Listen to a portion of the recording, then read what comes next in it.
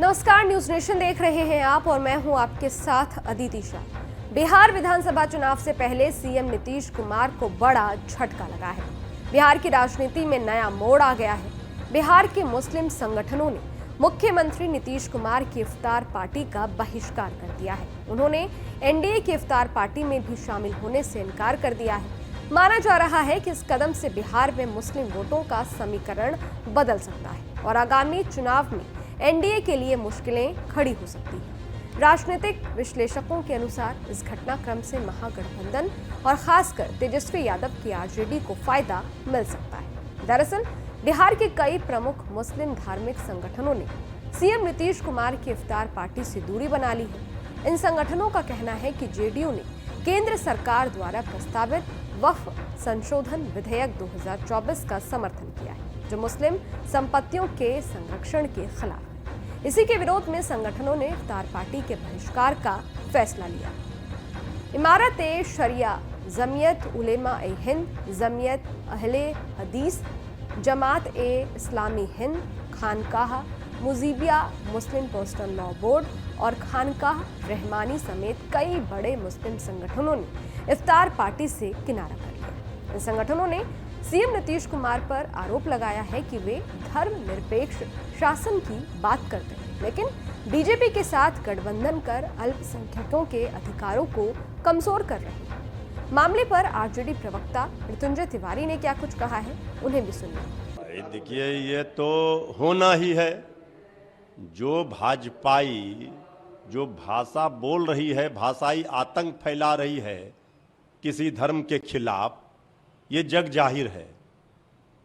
आदरणीय प्रधानमंत्री जी से लेकर हर लोग और उसी के साथ गलबैया कोई कर बैठा है, तो किसी भी आप धर्म को गाली देंगे, ये हमारा संविधान इसका इजाजत नहीं देता। ये तो देश की खूबसूरती है। गंगा जमनी तहजीब, गंगा जमुना तहजीब को खराब करने का प्रयास किया जा रहा है। तो धार्मिक संगठन अपने अपने तरीके से विरोध प्रकट कर रहे हैं।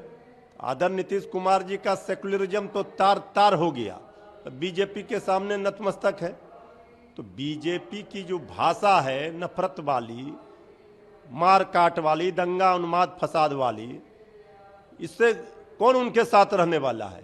यहाँ सभी धर्मों का सम्मान करना चाहिए, सभी धर्मों का सम्मान होता है, सभी आपसी भाईचारा प्रेम मिल्लत के साथ रहते हैं।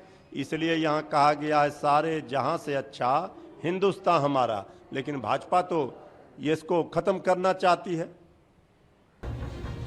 बिहार में मुस्लिम और यादव यानी कि एमवाई समीकरण हमेशा से आरजेडी की राजनीति की रीढ़ रहा है। 2020 के विधानसभा चुनाव में आरजेडी सबसे बड़ी पार्टी बनकर उभरी, लेकिन उसके बाद हुए उपचुनावों में उसे लगातार हार का सामना करना पड़ा। हालांकि मुस्लिम संगठनों की नाराजगी को देखते हुए अब ये समीकरण फिर से मजबूत होता दिख रहा है। 2020 के चुनाव में मुस्लिम वोटों के बंटवारे के चलते एनडीए को फायदा मिला था, लेकिन अब मुस्लिम मतदाताओं के एकजुट होने से एनडीए की मुश्किलें बढ़ सकती हैं। आरजेडी के प्रवक्ता एजाज अहमद ने इस घटनाक्रम का स्वागत करते हुए कहा है कि नीतीश कुमार मुसलमानों के साथ दोहरा रवैया अपना रहे हैं। एक तरफ वक्फ बिल का समर्थन और दूसरी तरफ इफ्तार की दावत, ये दोनों बातें साथ नहीं चल सकती। वहीं जेडीयू के प्रवक्ता नवल शर्मा ने इन आरोपों को खारिज करते हुए कहा है कि नीतीश कुमार हमेशा से धर्मनिरपेक्षता के पक्षधर रहे और उन्होंने अल्पसंख्यकों के हितों की रक्षा के लिए कई कदम उठाए हैं। विपक्ष केवल राजनीतिक लाभ के लिए इस मुद्दे को उछाल रहा है। बीजेपी ने भी इस बाइकॉट को दुर्भाग्यपूर्ण बताया।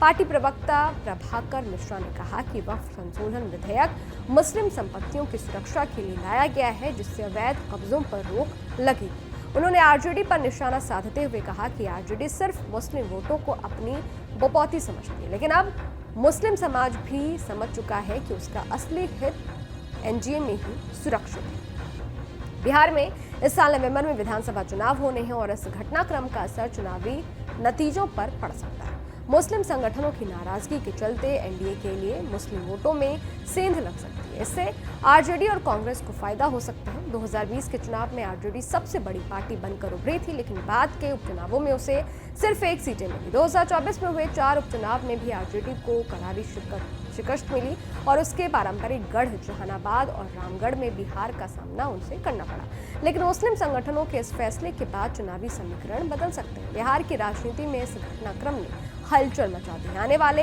दिनों में ये देखना दिलचस्प होगा कि नीतीश कुमार इस नाराजगी को दूर करने के लिए क्या कुछ कदम उठाते हैं और क्या मुस्लिम मतदाता एक बार फिर आरजेडी के पक्ष में लामबंद होते हैं। आपको क्या लगता है, कमेंट बॉक्स में जरूर बताइएगा। बाकी देश और दुनिया की तमाम खबरों के लिए देखते रहिए न्यूज नेशन, मेरे यानी अदिति शाह के साथ। शुक्रिया। न्यूज नेशन अब व्हाट्सएप पर खबरों के ताजा अपडेट के लिए न्यूज नेशन के इस QR कोड को स्कैन करें।